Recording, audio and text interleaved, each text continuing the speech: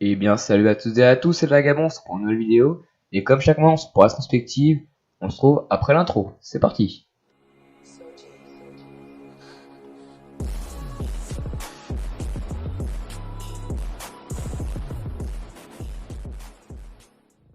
Petit changement cette fois-ci pour les rétrospectives. Ceci variera entre les vidéos, mais certaines fois je les classerai par ordre de sortie et certaines fois par édition. Ceci variera pour les nombres de mangas sélectionnés par vidéo. Ceci étant dit, nous pouvons enfin passer au vrai sujet de la vidéo. Et nous pouvons directement commencer cette vidéo avec le volume 3 de High Fantasy Lazy Life, Adrien l'Empire Céleste volume 2 et Artist la chaîne d'exception volume 4. Toujours mois de septembre, on se trouve avec le volume 28 pour ma part extrêmement attendu de l'Attaque of Titan, suivi de volume 17 de Before the Fall, pas très attendu pour ma part, et ce collector volume 28 avec toujours quelques joujoux assortis. Et on continue avec le volume 49 et 50 de Dream Team, le volume 34 de AQ qu'on ne présente plus, et évidemment la nouveauté Full Dream et son volume numéro 1. On continue avec le Vision Food Wars qui touchera sa fin au tome 34, on n'en est pas encore là avec le tome 31 qui sort en France, le tome 4 de Hell's Paradise et le tome 9 du très bon Agni. On peut noter ce mois-ci l'apparition d'un beau manga sous le nom de la malédiction de Loki qui sortira je pense en starter pack, un tome acheté, un tome offert. Le tome 2 de Rasen Kanya est aussi de la partie, ainsi que le tome 25 de Skate Dance. Romeo v Juliette est un manga inconnu pour moi au bataillon et ce tome 4 chez l'édition Pika, comme son confrère Yamato et ce tome 32 toujours chez l'édition Pika. Et maintenant chez nos amis de chez Kion, Bill Métamorphose, un manga magnifique comme cette ouverture de son volume 2, Baral son volume 2 avec une ouverture assez stylée pour l'occasion, on peut toujours continuer avec Beastar et son volume 6. Et on continue avec une grande découverte pour moi, Ice Core Girl et son tome 2, qui vont une grande découverte du manga, et un petit manga vraiment sympathique. Toujours chez Kion, on trouve le tome 20 de My Hero Academia qui fera sensation ce mois-ci, à mon avis, et au prix de vente. La plus grosse attente de ce mois-ci ne pourrait être que le tome 7 de Boruto. Certes, le tome 28 de SNK va beaucoup me plaire, mais je pense que c'est un autre rebelle sans cracher sur SNK bien évidemment, qui est quand même une grande œuvre de Hajime Isayama. Mais Boruto va continuer son aventure alors que SNK vient de la conclure avec une fin mitigée pour moi, même si c'est quand même du très haut level. On peut donc passer à la suite.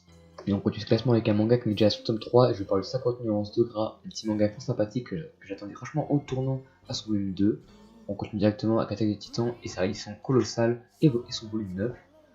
On passe donc à un manga franchement bien chill, La fille au camp des chats, un manga bien chill si vous le posez dans un petit manga tranquille. Je vous conseille fortement ce manga et pas les liens du sang, donc ça va traumatiser après.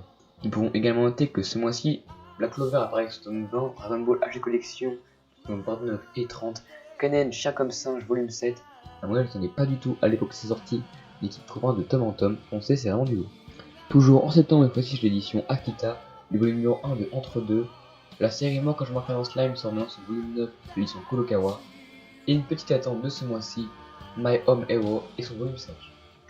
Petit saut chez l'édition Vega pour le manga Natsume no Sake, manga sur le saké, manga tellement original pour son thème, le saké. Je pense qu'être un professionnel qui a fait dans ce manga qui parle vraiment du saké, dans sa grandeur, les différents types de saké, tonalité, etc. Enfin, c'est ce qu'on avait compris. Ce manga est extrêmement intéressant, donc je le suivrai de près pour son évolution. J'espère qu'il y aura plus de tomes. Je ne suis absolument pas informé sur ce manga. Je ferai des petites recherches en amont après cette vidéo.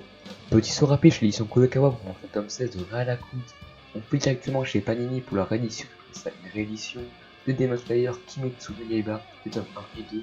Dire que je ne me trompe pas, ça peut être une erreur d'impression qu'ils ont noté également, qui a été vue par plusieurs fans. Donc voilà, attendez plus une semaine si vous voulez procurer la réédition. Pour cette vidéo, nous tome 1 ici donc PK en partie du lot. Venez voir les tome 7 et donc quasi manga font aussi partie avec une jolie couverture pour l'occasion, tout comme Barakamon qui a une jolie couverture en sous tome 18. Et on peut donc finir la vidéo avec Golden Kamuy et sous tome 17 qui vient donc la marche de cette vidéo. Et voilà les gars, cette vidéo arrive enfin à son terme, n'hésitez pas à mettre un petit pouce bleu, ça fait toujours plaisir parce que pour tout ce travail qui est fourni, donc à chaque fois pour votre perspective, c'est quand même un gros travail, hein. On s'en rendait pas compte, c'est quand même un gros travail d'écriture et de montage. Donc voilà, vous aurez le choix pour le mois prochain entre le manga découvert sous Slam Dunk et les liens du sang. Le personnage est en haut à droite pour le petit rappel. Et on retrouvera le mois prochain aussi pour la perspective d'octobre. Moi je vous dis donc à la prochaine, et donc salut à tous.